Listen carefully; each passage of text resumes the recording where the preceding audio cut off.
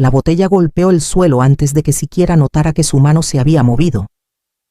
Rebotó una vez y luego rodó bajo el refrigerador esparciendo unas pocas pastillas blancas como si fueran dientes arrancados de una mandíbula. La voz de Diego aún resonaba en el aire cortante y definitiva. Estas cosas no son más que tirar el dinero a la basura. No me miró al decirlo. Ya nunca lo hace. En la cocina Clara estaba junto al fregadero deslizando el dedo por su celular. No se inmutó. No preguntó si estaba bien. Solo cambió el peso de un pie al otro y fingió que la escena a su lado no tenía nada que ver con ella. Nunca lo tiene. No dije nada.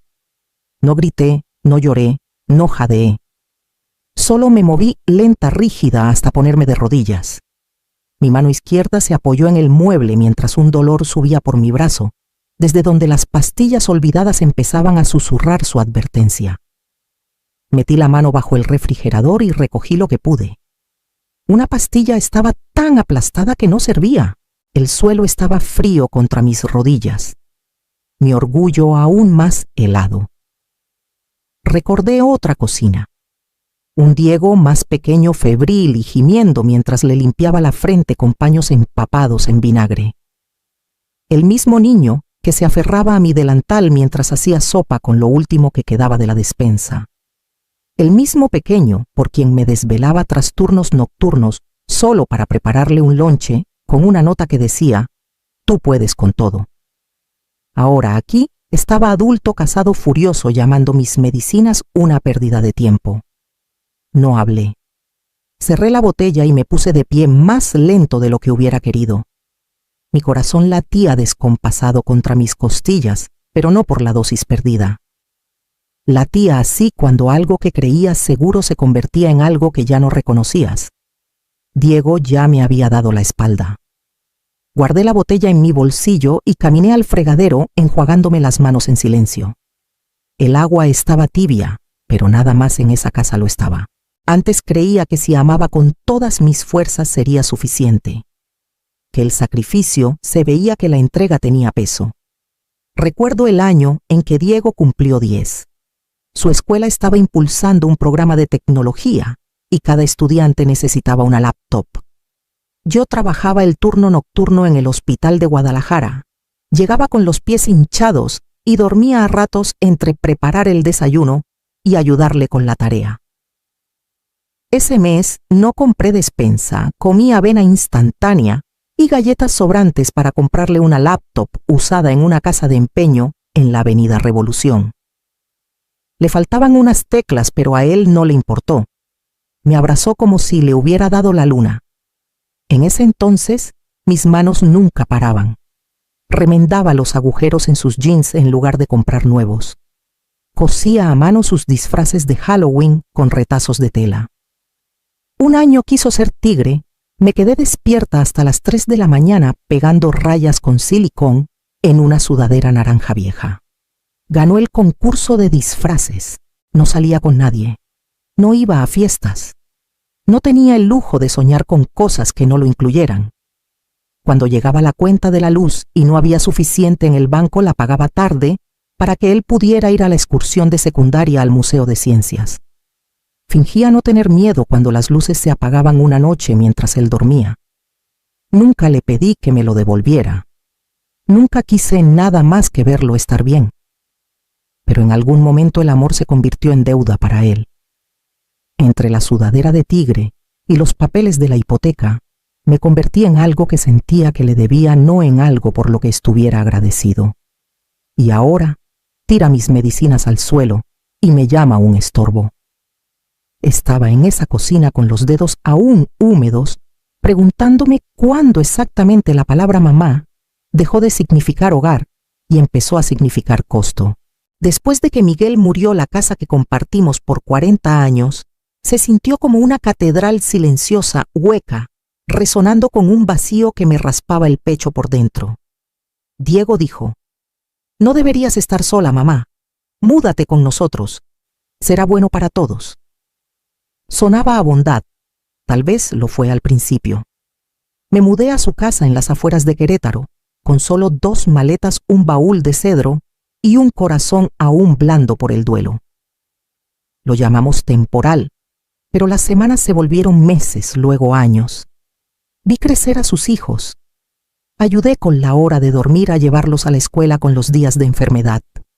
Pagué la despensa, cubrí una reparación del coche, recogí recetas que no eran mías. Al principio me lo agradecían. Luego dejaron de notarlo. Empezó con cosas pequeñas.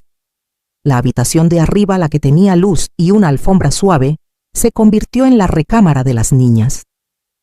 Me mudaron al cuarto de lavado en el sótano, sin ventanas, sin closet, solo un catre, un estante y el olor a detergente que nunca se iba. Luego vinieron los comentarios. Siempre estás despierta hasta tarde viendo tele.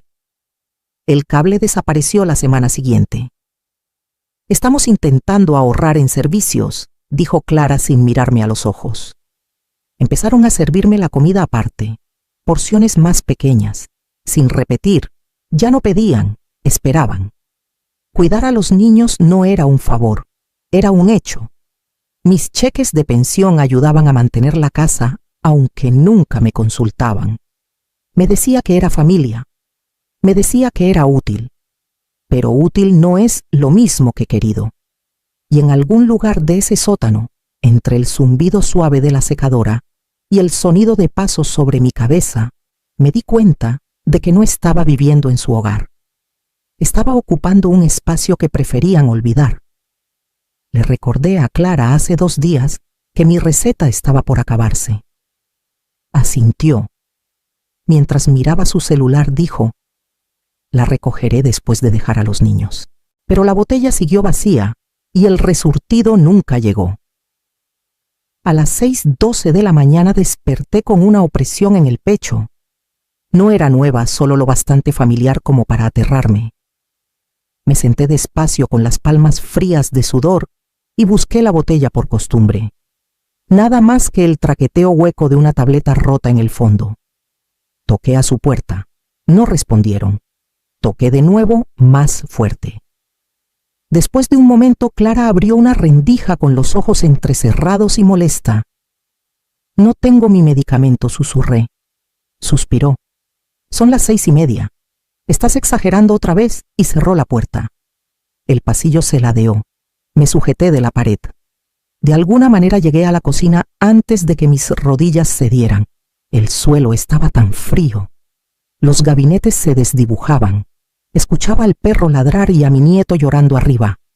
Y en ese borrón vi a Diego entrar bostezando. ¿Ahora qué murmuró? Cajita, dijo Clara detrás de él. La verdad creo que solo quiere atención. Diego abrió el refrigerador y bebió de una botella de agua. No voy a llamar a una ambulancia, dijo. Se le pasará. Siempre se le pasa. Me dejaron ahí. Estuve en el piso 10 minutos más antes de sentarme por mi cuenta. Mis manos temblaban, pero no de debilidad, de claridad. Cuando finalmente me levanté, regresé al sótano. Me senté en el borde del catre. Saqué el cuaderno pequeño que guardaba en mi cajón y empecé a escribir. Cada pago, cada bondad, cada traición. El cofre estaba en silencio en la esquina de mi viejo baúl de cedro bajo sábanas dobladas y una lata de agujas de coser que no había tocado en años. Era de Miguel alguna vez. Después de que murió, no pude deshacerme de él. Me había seguido de casa en casa, de recuerdo en recuerdo, pesado, oxidado, pero nunca roto. El dial giró como memoria muscular. Dentro sobres, carpetas desvaídas y el pasado que creían que había olvidado. Saqué la escritura primero, la copia original notariada del día que cerramos la compra de esta casa. Nombre: Mariana Torres. Sin mención de Diego. Sin copropiedad. Sin modificaciones. Él tenía un historial crediticio pésimo entonces. Ningún banco lo aceptaba. Ofrecí firmar por él sin pensar que importaría. Nunca pensé que olvidarían lo que eso significaba. Pero no lo hice. La siguiente carpeta tenía confirmaciones de pago, 5 años de estados de hipoteca, todos desde mi cuenta. Cheques cancelados. Facturas de reparaciones, el tejado, el aire acondicionado, los daños por agua de la primera tormenta de primavera. los 2.000 que gasté en reemplazar la lavadora y secadora, que Clara había elegido hasta el color. Lo documenté todo etiquetando cada cosa con notas adhesivas y una resolución silenciosa. Alguna vez pensé que el papel no hablaba, pero ese día cantó. No había rabia en mí, no había fuego. Solo una firmeza que no había sentido en años. Si necesitaban pruebas, les daría pruebas. Si pensaban que era solo una invitada, les mostraría cómo se veía realmente ser propietario. Puse la escritura en un sobre nuevo junto con el resto de los archivos y lo dejé al lado de mi cuaderno. No estaba segura de qué seguía, pero sabía que comenzaría con una llamada telefónica. No había hablado con Javier Morales en más de una década. Él manejó el testamento de Miguel, un hombre amable con ojos cálidos y una memoria como bóveda. No estaba segura de que me recordara, pero contestó al tercer tono. Mariana Torres dijo con cariño, como si hubiera ido a su oficina la semana pasada. ¿Cómo puedo ayudarte? Le conté todo. No con amargura, solo hechos. La casa, la escritura, el abandono, el colapso. Escuchó sin interrumpir. Cuando terminé, hubo un zumbido silencioso en la línea antes de que hablara. Mariana dijo suavemente: eres la única dueña legal de la propiedad. No hay contrato de arrendamiento, no hay acuerdo de tenencia. Diego y su esposa son ante la ley invitados, y tú tienes todo el derecho de revocar esa hospitalidad. Exhalé no con alivio, sino con confirmación. La verdad siempre estuvo ahí grabada en tinta notariada hace años, pero ahora tenía voz. Javier se ofreció a redactar la notificación formal, un plazo de 48 horas, sin prórrogas. Pedí unas horas para pensarlo, aunque mi mente ya estaba decidida. Imprimí la carta desde el sótano, el aire zumbando mientras las páginas pasaban por la máquina. El texto era claro e impersonal, igual que su trato. La firmé en la mesa de la cocina esa noche con mano firme, mi firma audaz. Luego hice un pan de plátano, su favorito. Conocía la receta de memoria igual que conocía el nombre en esa escritura. Doblé la notificación de desalojo y la metí en un sobre. Lo puse junto al pan tibio. Luego saqué un pedazo de mi mejor papelería y escribí lo último que diría en esa casa. Gracias por mostrarme quién eres. Por la mañana la cocina olería a canela y silencio, y la mesa tendría algo que nunca esperaron perder. La casa siempre cobraba vida alrededor de las 7:00. Puertas de gabinetes abriéndose, las uñas del perro en el parquet, tazones de cereal chocando. Pero esa mañana despertó diferente. No había tetera silbando. No había pan rebanado. No había pasos suaves moviendo entre la estufa y la mesa. Ya me había ido. Encontraron la cocina tal como la dejé, limpia, aún tibia por el horno, el pan en el centro de la mesa, como una ofrenda, o tal vez una despedida. 3 tazas junto a él. Café a medio llenar, enfriándose en silencio. Y ahí, apoyado contra el servilletero, estaba el sobre. Mi letra en el frente. El nombre de Diego. Casi puedo escuchar cómo se desdobla en mi mente. El crujir del papel. La pausa. La voz de Clara aguda, asustada. ¿Qué es esto? Diego leyendo. Luego releyendo. Su voz subiendo. Habla en serio. No, esto no puede ser legal, pero lo era. Mi nombre en la escritura. Mis pagos registrados.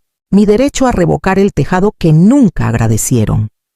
El teléfono empezó a sonar antes de las 8:00. Primero Diego, luego Clara.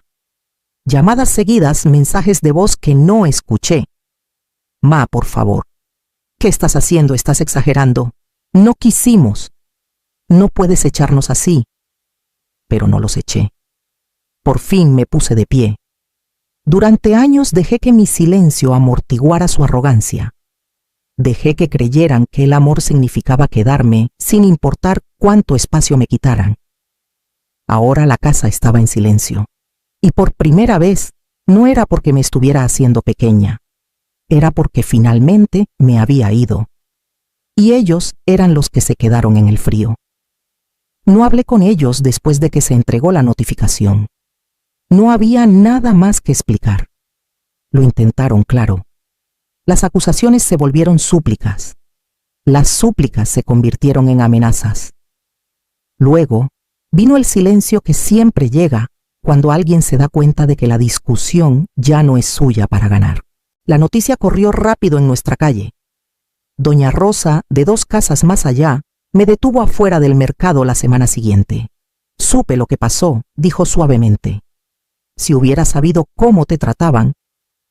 No terminó la frase. No hacía falta. El trámite en la corte fue limpio, sin arrendamiento, sin hipoteca compartida, sin base legal. Las protestas de Diego eran ruido sin sustancia. La decisión del juez tomó menos de 10 minutos. Tenían 30 días. Les di 40. Incluso ahora ofrecí más de lo que ellos jamás hicieron.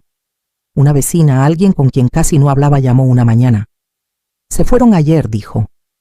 La mudanza llegó al amanecer. Parecía que iban hacia la carretera. Hizo una pausa. Vi a Clara cargando cajas. Se veía vacía. Imaginé la habitación del motel. Luz barata, paredes delgadas, 2 niños inquietos y ninguna imagen perfecta que esconder detrás. Ahora tienen una nueva dirección, pero no un hogar. Porque una casa, no importa cuántas habitaciones tenga, no pertenece a quienes solo saben tomar. Ser propietario no es solo tinta en papel. Es el sudor, el sacrificio, el cuidado. La historia escrita en manos que repararon tejados, hornearon pan y cargaron a otros cuando nadie más lo hacía. Y cuando ese tipo de dueño se va, las paredes lo recuerdan. El aire cambia. Y el silencio finalmente se instala para quedarse. No quería quedarme con la casa. Se había convertido en una cáscara, una que resonaba con demasiado olvido. Las paredes guardaban recuerdos que habían sido torcidos, repintados con culpa y silencio. No tenía deseos de volver a caminar sus pasillos, pero quería que significara algo. Lupita vivía al otro lado de la calle. Habíamos hablado solo unas pocas veces a lo largo de los años, saludos breves, sonrisas rápidas. Trabajaba en la oficina de correos, siempre en movimiento, siempre cansada, pero amable. Recordaba cómo miraba la casa a veces deteniéndose en su porche, como si imaginara cómo sería vivir en un lugar así. Me abordó poco después de que el desalojo fue definitivo. Supe que podrías estar vendiendo, dijo en voz baja. He soñado con ese porche desde el día que nos mudamos. Su voz no llevaba ambición, llevaba esperanza. Le pedí que pasara por la oficina del abogado al día siguiente. Nos saltamos a los intermediarios, las casas abiertas, las limpiezas. No le importaba la pintura nueva ni los accesorios modernos. Cuando firmamos los papeles, lloró. La voy a cuidar, prometió apretando mi mano. La haré un hogar otra vez. Y le creí. Porque vi en ella lo mismo que en mí, la garra, el cansancio, la determinación silenciosa de crear algo mejor para sus hijos. La casa ya no necesitaba ser mía. Solo necesitaba pertenecer a alguien que supiera cuánto vale un hogar. No en euros, sino en amor. Y en todas las formas en que una mujer se levanta cuando nadie más lo hace. Lila me recibió en la reja con su bata de lavanda vieja, la misma que usaba en los turnos nocturnos, cuando éramos enfermeras jóvenes, con pies doloridos y fuego suave. No hizo preguntas, solo abrió los brazos y dijo: «Ven a casa». Su cuarto de huéspedes olía a limpio y aceite de limón. Tenía una ventana que daba al lago y una silla que no crujía cuando me sentaba. La primera noche que dormí ahí no desperté ni una vez. Por las mañanas tomábamos té en el porche y veíamos a los patos posarse entre los juncos. Planté tomates detrás de su reja, solo 2 hileras, pero eran míos. Los jueves éramos voluntarias en el centro de mujeres del centro. Escuchaba más de lo que hablaba, y cuando hablaba, decía la verdad. Sobre el cuarto bajo las escaleras, sobre las pastillas, sobre la casa que me recordó incluso cuando ellos no. Empezaron a llamarme Abuela Justicia. Me reí la primera vez, pero el apodo se quedó. Algunas de las mujeres lloraban cuando contaban sus historias, otras no podían llorar. Entendía ambas cosas. Les dije que mantuvieran su nombre en las escrituras, que guardaran sus documentos, sus contraseñas, sus voces. Una de ellas me preguntó una vez, ¿cómo sabes cuándo es hora de irse? Respondí lo único que podía. Cuando tu silencio empieza a sentirse como permiso. Lila, Ana y caminamos por el barrio algunas tardes pasando casas, donde las luces del porche titilan y los perros ladran tras las rejas. Es tranquilo aquí, no el tipo de silencio que te borra, el que te hace sentir completa otra vez. 3 meses después de la venta, Diego regresó. Era una tarde gris, de las que pesan sobre el tejado como recuerdos. Estaba en el porche de la casa donde vivía con una bolsa de papel en la mano, esa expresión de arrepentimiento estirada en una cara que se veía más vieja de lo que debería. Lupita abrió la puerta aún con el mandil puesto con harina en los nudillos. No salió. No lo invitó a pasar. Él carraspeó. Sé que no dejamos las cosas bien, pero quiero comprar la casa de vuelta. Puedo pagar más de lo que pagaste. Solo se detuvo. Lupita no parpadeó. ¿Por qué él cambió de peso en el escalón? Era nuestra. Criamos a los niños aquí. Cometí errores. Pero necesito arreglarlo. Es el hogar. Ella ladeó la cabeza casi con amabilidad. Compré esta casa a una mujer que sabía lo que valía. La perdiste en el momento en que olvidaste quién era. No discutió. No alzó la voz ni ofreció más dinero. Se quedó allí un buen rato, luego asintió una vez y bajó los escalones con los hombros más caídos que nunca cuando vivía bajo ellos. Lupita me lo contó al día siguiente. Estábamos en su porche, el mío antes, y me dio un pedazo de pan de plátano que había hecho con mi receta vieja. Parecía alguien que por fin escuchó el eco de sus propias decisiones. Dijo, no necesitaba saber qué había dicho. Ya lo sabía. El arrepentimiento tiene su propio sonido, un zumbido privado que sigue a hombres como Diego a donde vayan. No ha llamado desde entonces, ni cartas, ni mensajes, solo silencio. Y ese silencio, por una vez, me pertenece. Los tomates crecen lentos pero firmes. Les hablo algunas mañanas agachada en la tierra, detrás de la reja de lila, rozando las hojas como si fuera una oración. No necesitan mucho, solo tiempo, agua y un poco de sol. Es una vida tranquila ahora, pero es mía. He empezado a escribirme cartas a mí misma, no del tipo que envía solo notas dobladas que guardo en una caja de madera junto a la ventana. Algunas son recordatorios, algunas son disculpas, algunas son afirmaciones. Una que escribí la semana pasada decía, no moriste, solo necesitabas irte. Es la verdad que nadie más dijo en voz alta, que sobrevivir no es lo mismo que vivir, que ser útil no es lo mismo que ser querido, que irse no fue abandono, fue resurrección. Mi té se mantiene caliente estos días. Lo bebo despacio sin que me llamen para recoger ropa sucia o cortar panqueques de alguien. La taza reposa en mi palma como una pequeña ceremonia tibia, firme y no inmerecida por nadie. El teléfono suena a veces. El nombre de Diego aún aparece en la pantalla. Lo dejo sonar.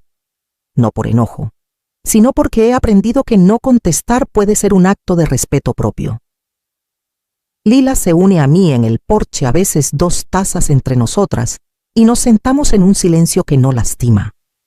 Antes pensaba que necesitaba su disculpa, pero ahora sé, necesitaba mi propio permiso, para estar completa, para ser libre, para existir sin encoger. Y así me siento en la luz de la mañana con los pies descalzos en la madera, las tomateras meciéndose suavemente en la brisa, y sonrío. No porque todo salió perfecto, sino porque por primera vez en mucho tiempo, todo lo que tengo es mío.